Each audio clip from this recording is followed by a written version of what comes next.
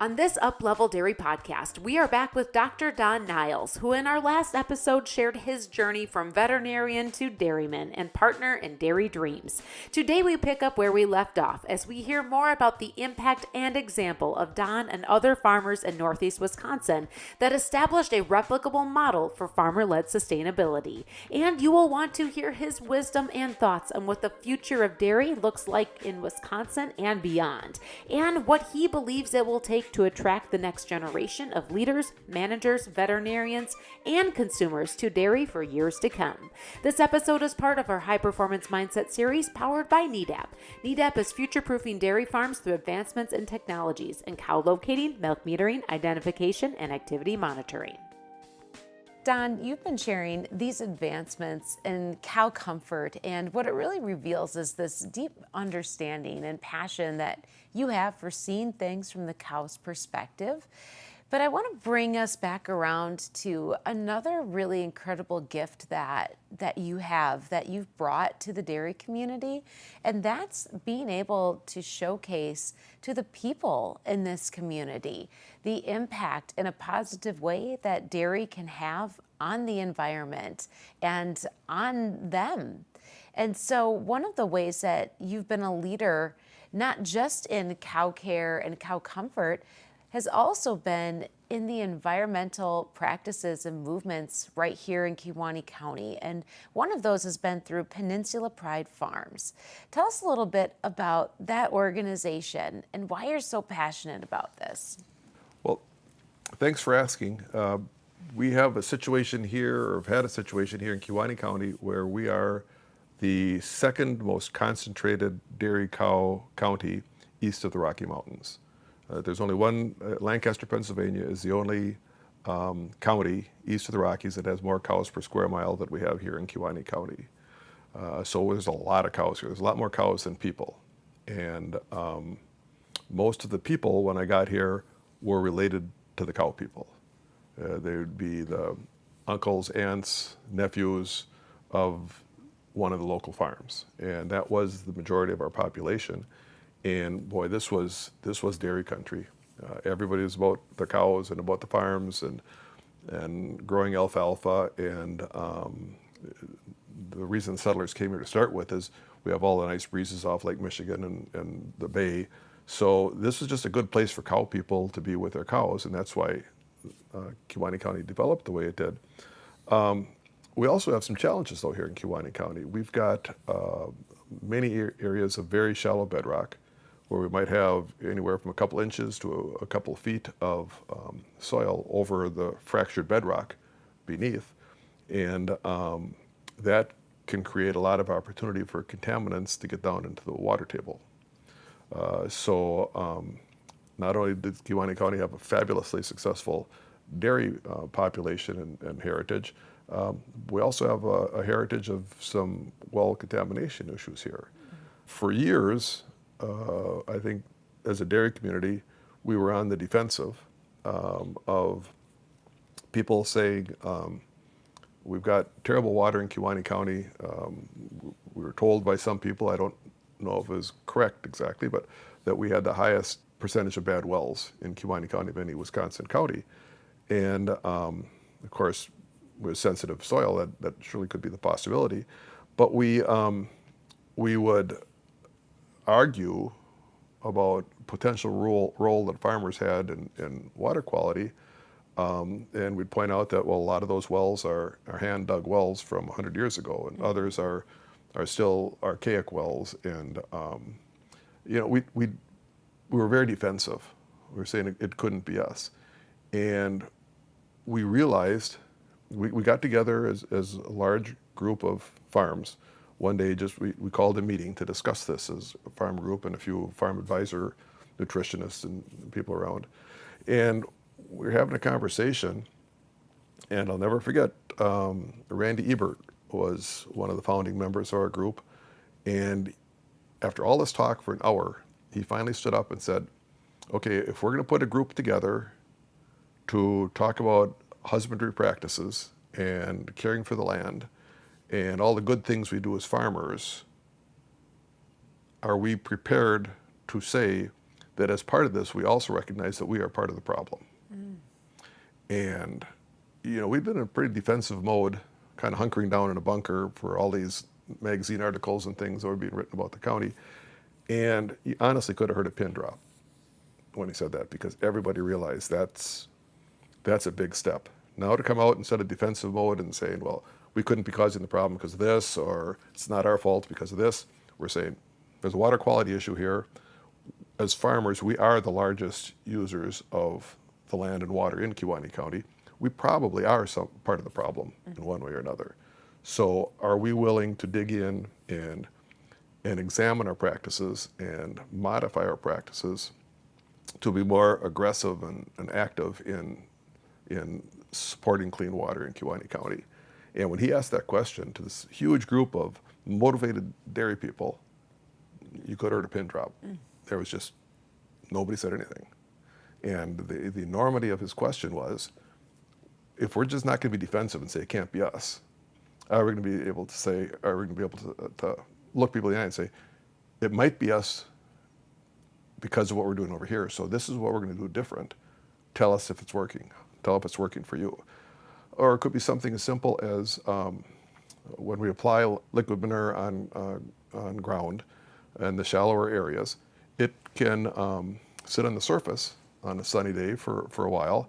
And one thing that happens is the ultraviolet rays of the sun are going to kill the bacteria in that manure. So you've got the manure on the ground, you've got the sun shining on it, kills off the bacteria, but it stinks.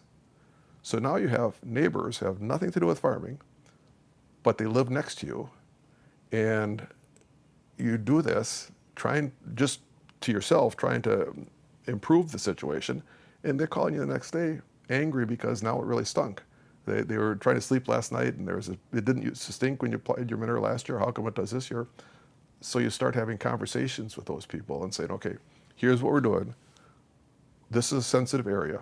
There's only maybe 2.5 feet of soil over the water table here. We're afraid that if we put all this bacteria on, it's going to get down into your well. So we're going to apply it on the surface tonight.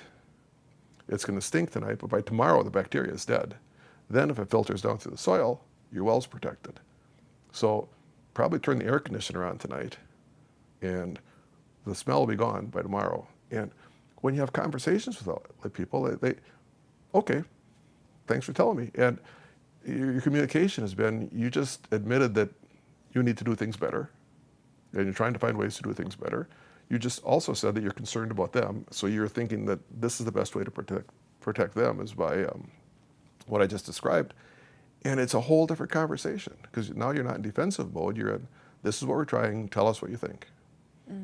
And the message that you care is huge. It's you care about them, you care about the groundwater, you care about your farming practices. So instead of being on the defensive, we were able to go on the offensive and say, this is what we're going to try. We think it's going to help. If it doesn't, we're going to keep working at it. We're going to get funding from Nature Conservancy and places that want us to do projects like this and help us figure this out.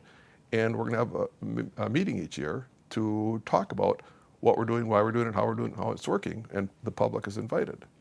And we'll have conversations, we call them conservation conversations, each once a month in the summer months, where we'll just meet on somebody's farm. And he wants to show us a process that he's doing now for protecting soil health, protecting groundwater, things like that. And you'll be around and you just all talk and visit and see what it's all about and take home some ideas. And some of those neighbors now that don't have any cows and were kind of adversarial before, they come to those sometimes to see what's going on. And you have good conversations with them. So the key thing, I think, is for us to have gotten out of the defensive mode, which doesn't accomplish anything. You just look like you're hiding down in a bunker and hoping that people go away. And instead, be open and honest. We don't have everything figured out, but we think that this can go pretty well here. We're putting in methane digesters to reduce the methane levels and also help to protect the groundwater. So talk to people, not from a defensive point of view, but from a, how are we doing? So these are the game changers from this very much grassroots by every definition of the word organization. Started with farmers coming together and wanting to address this challenge they were facing locally. You were one of them. And what you could see through these conversations was an opportunity to, for one, take ownership of contributions that the local dairy industry may have been making, but then also to really listen and articulate and communicate in a what's in it for them conversation with the people in the community. And that was a bridge builder. Yep. Yeah, what difference did it make? Well, several things. It built us up a support outside the dairy industry for the things we're doing. Like Nature Conservancy, for example, has been the perfect example. Highly respected, nationally identified, legitimate organization. And they're not out here being poster supporters for us. They're out here saying, well, we put these cost share opportunities out there. This many farmers took this much advantage on these many acres, and by our calculations, this has been the net effect and benefit to the environment. So it's not just us saying we're doing better. It's Nature Conservancy saying, okay, with this program, there's been this much of a reduction in leachate problems, or runoff problems, or soil contamination, and giving us the tools to not only do that, but be able to communicate what we've done. I think the biggest thing, though, was for us to get out of the defensive mode and take control of our own destiny, our own situation, and climb out of the bunker and get out in the open sky. Yeah, so digging in to find the courage and the confidence to step up and get out of that bunker and take ownership. And look what that's done right here. And what you started with Peninsula Pride Farms, you and your cohort of neighbors in the area, it's been replicated, right? Others have seen this in different watershed areas and created something similar. And we can't say that without mentioning that we had mentors too. Yahara Pride, down just outside of Madison, is a group, another farmer-led watershed initiative. And they started well before us. And actually a group of us that had been at that initial meeting I was talking about, should we start a group together? A group of us went down in a couple of cars and spent half a day with the people down at Yahara Pride. And they were wide open about what they're doing, what they're trying to do, how they're measuring it, and really gave us a boost in getting our program going. I think they saved us a couple of years, I think, of trying to figure things out. Consequently, other groups have now come up here because they're trying to start something.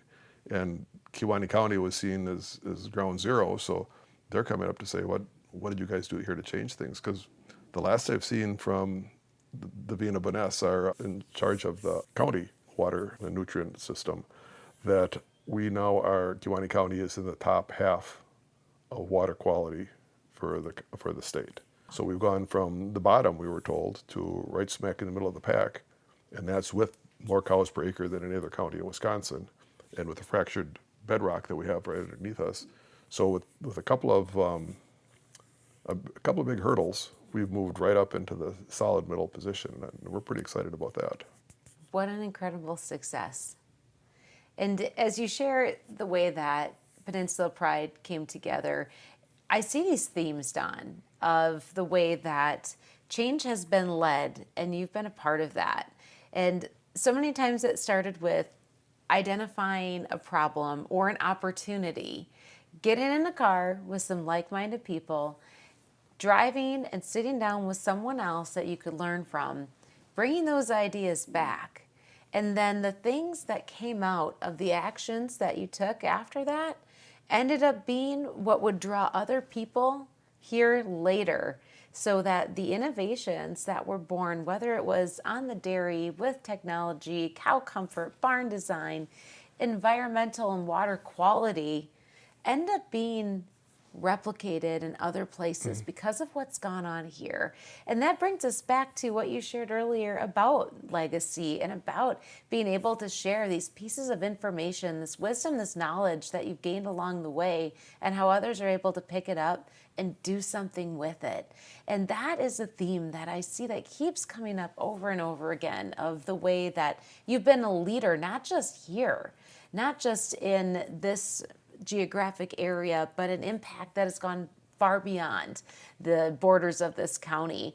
And when we really think about where that takes us into the future, Don, one thing that I'm really curious to hear from your perspective, you have seen the gamut of growth and change and advancement right here locally in the dairy industry. You've seen it from a broader lens, statewide, nationally, internationally. But if you were to fast forward 10 years from now, what do you believe the landscape for dairy looks like? And speak to that from a local standpoint and a national standpoint.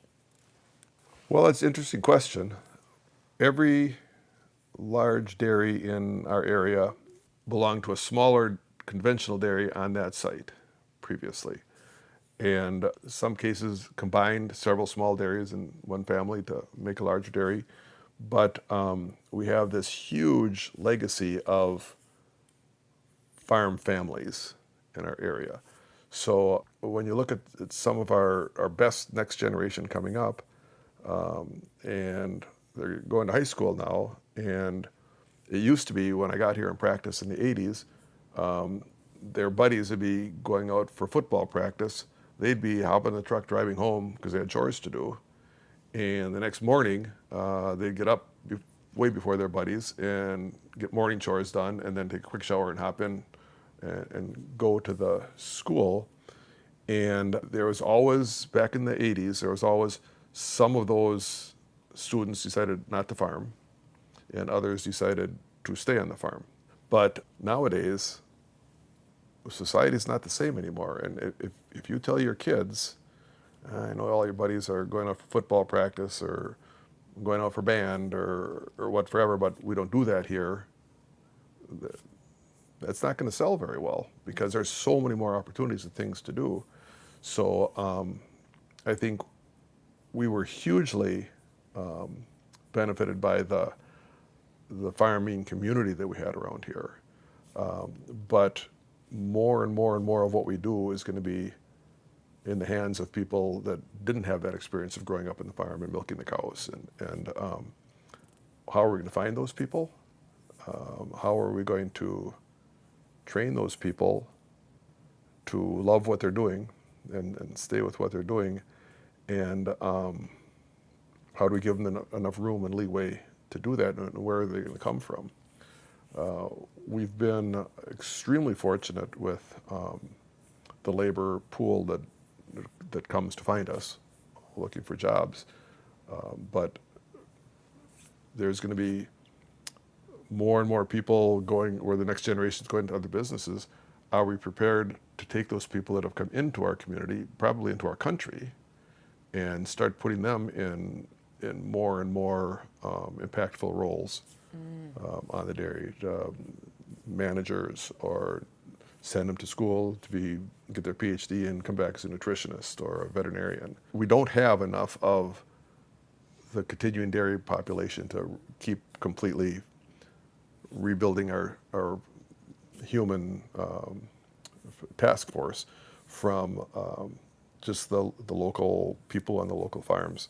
So how are we bringing those others in? Are they going to be people that started out as milkers and didn't speak English, and now they can speak English, they can manage the parlor, and they can maybe manage the whole operation on the reproductive programs or whatever by being brought up in our systems? Because we don't have that abundance of people that grew up on taking care of cows, and that's all they've ever done. So we need to be prepared for that. We need to be prepared for the less than 1% of the people in the country are farming anymore. So are we going to be able to sustain the growth and the capacity that we need? Other countries are looking at us and one way or another are trying to emulate what we're doing here. But the more we struggle to do it here, the more motivated they'll be because there'll be a greater and greater need left open that we're not fulfilling. So how do we bring in enough new people with commitment to our dairy industry to maintain our predominance in the world as the world's most efficient and high quality labor? Wow, so that's one of the greatest worries on your mind for the future of the industry is finding the people that will be the leaders, the managers, and perform a multitude of tasks. And then also keeping them motivated Yep. and engaged to do those jobs as what used to be a local pool of people right in the community.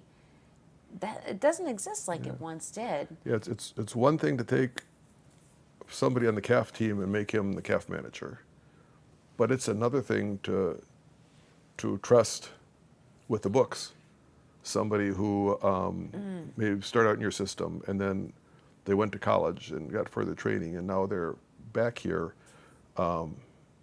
That's a whole different model than we've typically had in the past. So are we ready to provide those opportunities and to properly compensate the people that are doing that? So what's it going to take, Don?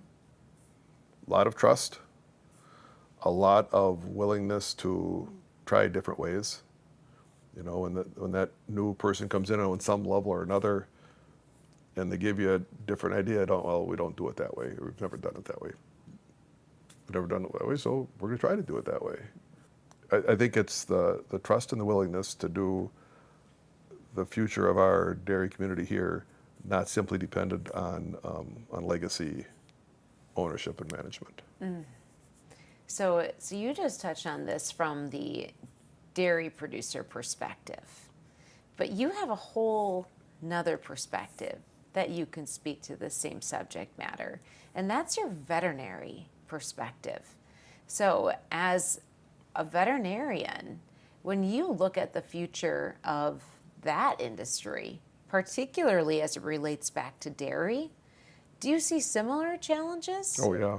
Yeah, tell me more about that. If 99% of our population has never been on a farm before, and even here in Kewaunee County, we do our breakfast on the farm like most counties do around here, and I'm always a tour guide on the wagon because I love doing that. And I'm astounded at people coming on the tour of the dairy that we're featuring that year, and at some point they'll say, "This is so great," is that our kids have lived here all their lives, but they've never been on a farm before. And they're right here. I mean, how could that happen? Well, most people aren't from right here. They're from places with no cows. So what are our ethics for taking care of animals? Are we feeding calves in a way that we're not just doing it because that's how we always did it, but it's the best for the calves? So now if you get people to come in on the calf side, the best people are going to be the people that really like those animals, and they almost want to cuddle those animals. But that's who you want in there. So if you're saying with injections, for example, well, it's 2 or 3 needles for those vaccines, and they don't seem to mind it too much. Well, who asked if they minded it too much? And so if we use the air injection system, you don't have the discomfort of the needles, and you have a more comfortable situation for the animal receiving the injections, the shots, which I think is a plus for people that come here concerned about how the animals feel about things, because they're not legacy 3rd generation farmers. This is the first time they've been on farms. They're working on calves, and they want to think that the calves they're working on are happy. So can we do these things on a large enough scale, like the needleless injection, that we can create a better situation?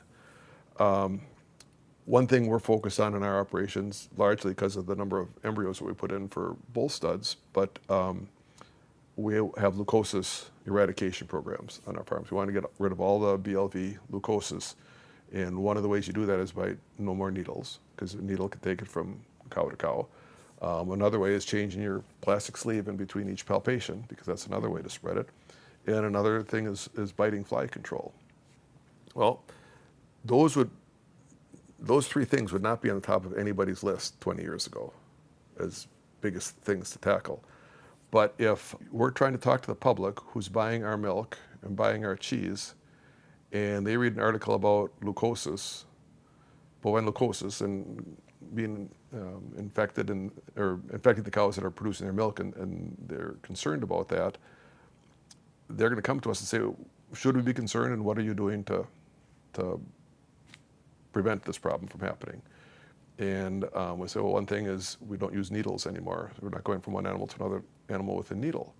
That makes sense to them because they've heard about the diseases in humans that can be spread from shared needles. I mean, the drug addicts and big problems they can have with unclean needles, they recognize that as being a bad thing. So when we say, okay, that's something that with our population of animals, we're not going to do that also. We're not going to go with a needle from another. That makes people think, okay, that makes more sense to me. I like the sound of that. The rectal palpation, changing sleeves. Anytime you bring it up to a veterinarian, they kind of, that's not a big deal. You have a second sleeve underneath the first one, so you're not pulling it over a sweaty arm, so it just pulls right out. It takes you a few more seconds, but once again, people going to the doctor to have their exams surely want the doctor to change sleeves after the last patient before the next one. So that's their level of expectation that we're not really used to. The fly control is another thing.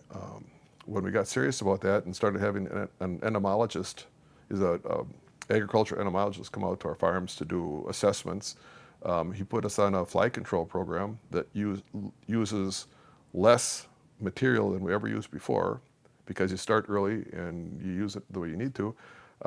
We have virtually no flies. You can leave the windows open in your truck when you come to the farm in the morning, and when you leave in the afternoon, it's still okay. And that's just something else that wouldn't have been a traditional high priority for anybody, but it sure is a morale builder when people aren't worried about flies. So I think we're doing some of these things for the cow's sake, but I think we need to be comfortable talking to others about why we're doing it, how we're doing it, and what difference it could be making, whatever the procedure is, why we're changing. Mm-hmm. That's where the breakfasts on the farms are still huge.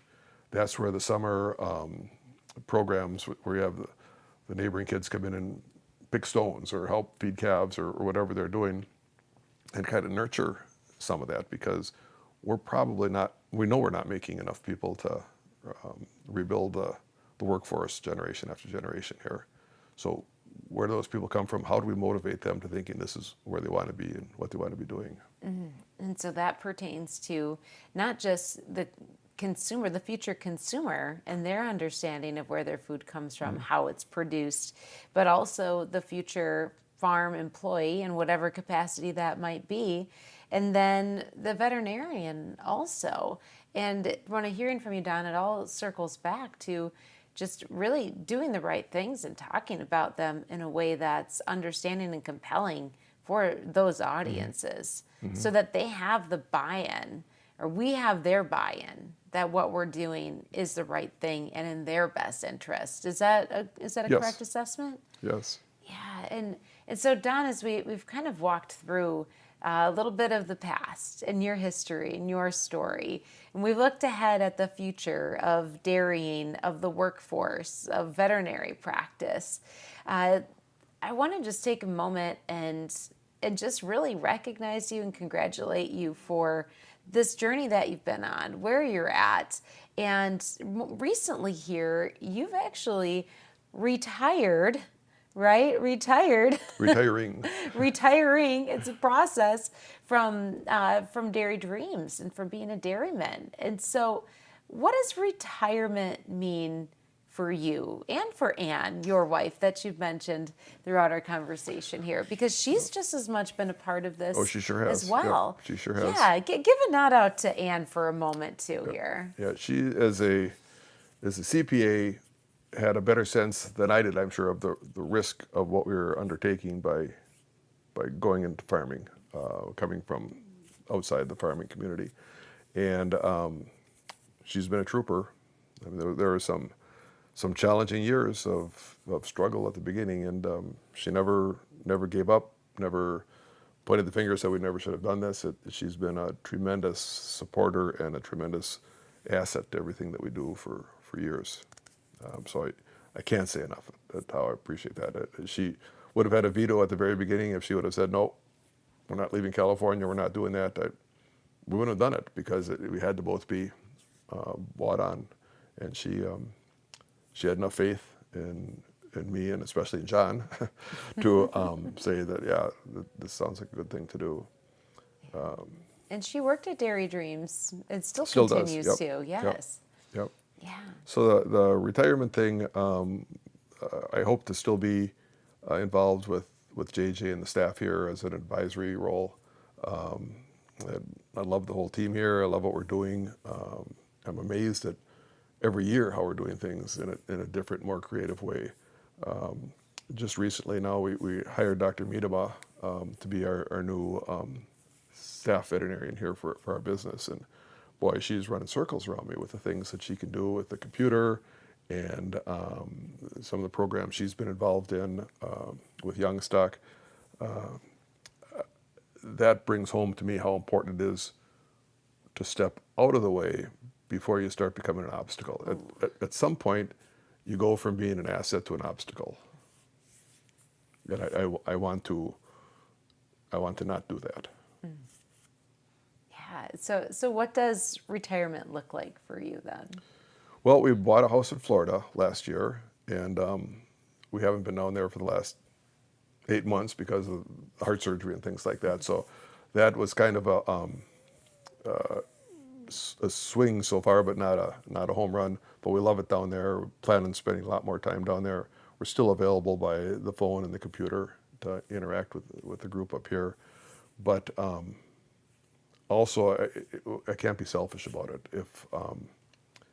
If I'm just involved because I want to be involved, and I keep somebody else from having the authority or the responsibility or the creativity that they could have, then I'm holding back the business selfishly because I'm hanging on and I should be more out of the way. So that's something that I'm just trying to watch for. If JJ wants to have a conversation, wants to go look at something with me, I'll do that in a heartbeat.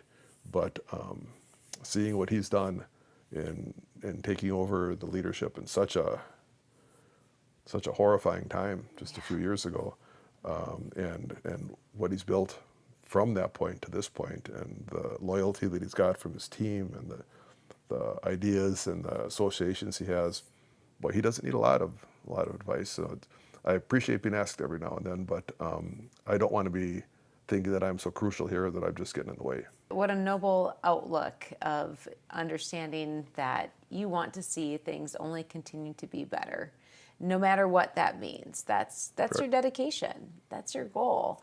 And so as we wrap up our conversation, Don, today, I just am, first of all, so grateful for your time and just your willingness to extend your knowledge and your wisdom and your passion for everything from cow care to community to environment to people. And what are your final thoughts? This is your opportunity to share what's on your heart, on your mind for others in the dairy industry. That's a really good question. I think that understand yourself and believe in yourself. Not everybody is destined to take on the risk of something like this, but there's other things to be doing. For example, the family with 3 or 4 kids, 1 or 2 of them may be coming over to take on the farm, expand it, but if the other one goes to get a nutrition PhD or a DVM or something, there's still ways to participate without just being in the cow management business end of it. So take advantage of that, because there's a lot of people going through veterinary school that have no knowledge or understanding of agriculture. I didn't. I was lucky enough to fall into the right positions enough time with the right people to help me grow along and develop my own thoughts and ideas. But we need to bring those people in and not indoctrinate them. When they ask why we do something, the answer should never be because we've always done it that way. The answer should be, well, how do you think we should do it? And be surprised at what they say. So how you get that next group on, I think, is the biggest challenge we have. I think we have the biggest opportunity. Right now, we're the world's leading high-quality dairy provider, and I think we can remain so, but it's not automatic. There's a lot of other areas of the world that are trying to develop their dairy industry as well. Yes, and you get invited to speak to those areas. Sometimes, and yeah. share your knowledge there too. It's Anything else you'd like to add? just what a lucky blessing it's been to have this opportunity. I'm 66 now, and I still am astounded at what all came from a guy going to veterinary school, not even sure what kind of animals he was going to work on, to working in large animal, to finding the right friends and mentors and associates to be where I am today, having this conversation with you. It was not a long-term plan. Let's say that I'd had this idea of doing this for years. It just developed as opportunities created themselves, and the right people were at the right pace at the right time, whether it be my wife with her support or John with his can-do, let's get this done. So many other people that have also been important to us. That's the driving power of our dairy industry. So we have to remember that it gets depressing sometimes with low milk prices. It gets depressing with maybe environmental finger pointing or whatever that would be. But don't let that dictate your future. You've got your future. Don't let the naysayers get in your way. Realize that John Pagel didn't get to be John Pagel overnight.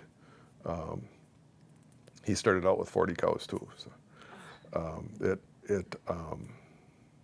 the future's out there for people that want to grab it. And agriculture is always going to be here.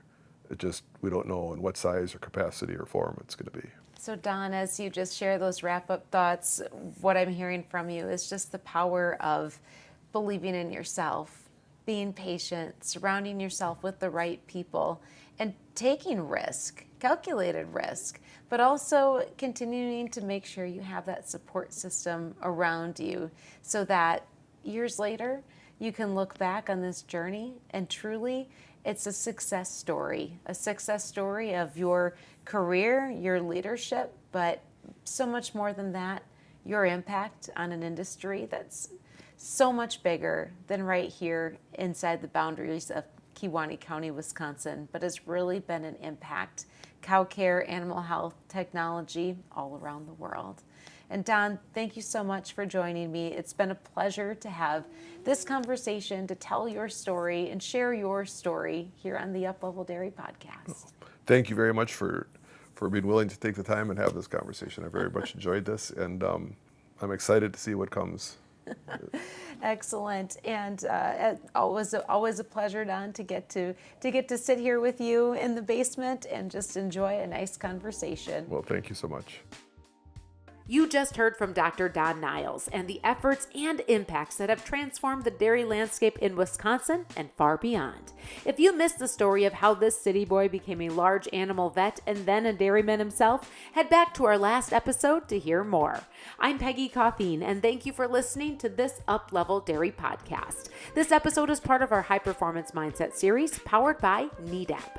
NEDAP is future-proofing dairy farms through advancements in technologies in cow locating, milk metering, identification, and activity monitoring. Be sure to check the links in our show notes for more information from NEDAP.